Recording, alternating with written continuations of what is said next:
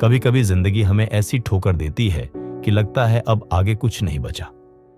लेकिन इतिहास गवाह है, जो लोग इन ठोकरों को सीढ़ियां बना लेते हैं वही मिसाल बनते हैं। ये कहानी है एक आम लड़के की जो असाधारण बना सिर्फ इसीलिए क्योंकि उसने हार नहीं मानी। उत्तर प्रदेश के एक छोटे से गांव में जन्मा आदित्य गरीबी में पला बढ़ा। उसके पिता एक किसान थे जिनकी आमदनी इतनी कम थी कि महीने के अंत तक घर में चूल्हा जलना भी मुश्किल हो जाता। स्कूल की फीस समय पर देना भी एक संघर्ष था। पर आदित्य के सपनों की ऊंचाई उसकी परिस्थितियों से कहीं बड़ी थी। हर दिन स्कूल तक 5 किलोमीटर पैदल चलना, खेतों में काम करना और फिर देर रात तक पढ़ना, यही उसकी दिनचर्या थी। गांव के लोग कहते, इतनी पढ़ाई करके क्या करेगा, आखिरकार खेती ही करनी है। लेकिन वो बस मुस्कुरा देता और कहता, मैं खुद को खेती की मिट्टी से उठाकर कुछ बड़ा बनाऊंगा। 12वीं के बाद उसने IIT JEE की तैयारी शुरू की। शहर में कोचिंग के पैसे नहीं थे तो उसने YouTube और पुराने किताबों से खुद ही पढ़ाई की। पहली बार में वह परीक्षा पास नहीं कर पाया। यह उसके लिए बहुत बड़ा झटका था। गांव के लोग ताने मारने लगे, देखा, कहा था ना ये सब तेरे बस का नहीं। पर इस बार उसने हार को अपनी ताकत बना लिया।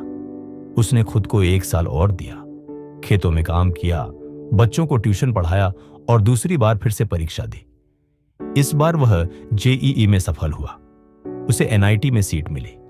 अब उसके पास पढ़ाई करने का मौका था, पर अब भी संघर्ष बाकी था। हॉस्टल की फीस, किताबें, लैपटॉप, खाना, सब कुछ एक चुनौती था। उसने कैंपस में ही पार्ट टाइम जॉब की, फ्रीलांसिंग शुरू की और वीकेंड्स पर बच्चों को पढ़ाया।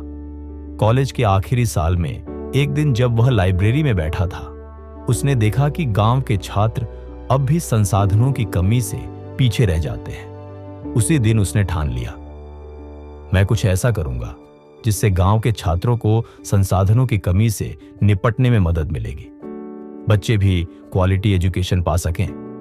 उसने एक ऑनलाइन प्लेटफॉर्म शुरू किया, शिक्षा दीप। शुरू में कोई निवेश नहीं था, कोई टीम नहीं थी, पर उसके इरादे मजबूत थे। वह खुद वीडियो बनाता, वेबसाइट संभालता और कंटेंट बनाता। धीरे धीरे लोग जुड़ने लगे। 1 साल में शिक्षा दीप ने 50,000 बच्चों तक पहुंच बनाई। कई NGOs ने सहयोग देना शुरू किया। आज उस प्लेटफॉर्म से लाखों बच्चे मुफ्त में पढ़ रहे हैं। आदित्य की कहानी कोई जादू नहीं है। ये कहानी है उस हिम्मत की जो हर इंसान में होती है, बस उसे पहचानने की देर होती है। वह आज भी कहता है, मुश्किलें तो रोज आती हैं, पर अब डर नहीं लगता। जब सब साथ छोड़ जाते हैं तब खुद का साथ देना सीखो। आज भी देश में लाखों युवा ऐसे हैं जो YouTube से पढ़ाई कर रहे हैं, फ्रीलांसिंग कर रहे हैं और अपने दम पर आगे बढ़ रहे हैं। डिजिटल इंडिया ने गांवों को शहरों से जोड़ा है, पर असली बदलाव तब आता है जब कोई आदित्य जैसे लोग सामने आते हैं। कोरोना महामारी ने भी हमें यह सिखाया कि संसाधन भले ना हो, लेकिन अगर इरादा पक्का हो तो हम कहीं से भी शुरुआत कर सकते हैं। आदित्य की कहानी हमें यह सिखाती है कि हालात चाहे जैसे हों, इंसान की सोच उसे बदल सकती है। हार केवल तभी हार होती है जब हम मान लेते हैं कि हम हार गए। रिसोर्सेज नहीं, रेजिलियंस असली ताकत है। शायद आप भी किसी कठिनाई से जूझ रहे हो, आर्थिक परेशानी, असफलता, अकेलापन या आत्मसंशय। पर याद रखिए, अंधेरे में जो जलते हैं वही दीपक बनते हैं।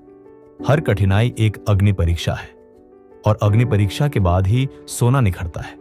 इसलिए अगर जिंदगी आपको जलने पर मजबूर कर रही है, मुस्कुराइए। शायद आप अब एक दीपक बनने वाले हैं। जब टूटा था मन और छूट गई थी आस, तब भी दिल ने कहा, अब भी है एक प्रयास। कभी खेतों की धूल, कभी राहों की ठोकर, हर दर्द ने सिखाया, बनो खुद के लिए जोकर। क्योंकि रोना सब जानते हैं, पर मुस्कुराना कला है। जो कठिनाइयों में भी खड़ा रहे, वही असली चला है। सोचिए, आज आप किस चीज से हार मानने वाले थे? क्या वो आदित्य से बड़ा संघर्ष था? नहीं।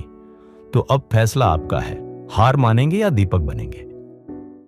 अगर आपको यह कहानी प्रेरणा देती है तो अपने किसी ऐसे दोस्त या परिवारजन को जरूर सुनाएं जो आज किसी मुश्किल से जूझ रहा है। शायद आपकी एक कहानी किसी की जिंदगी बदल दे।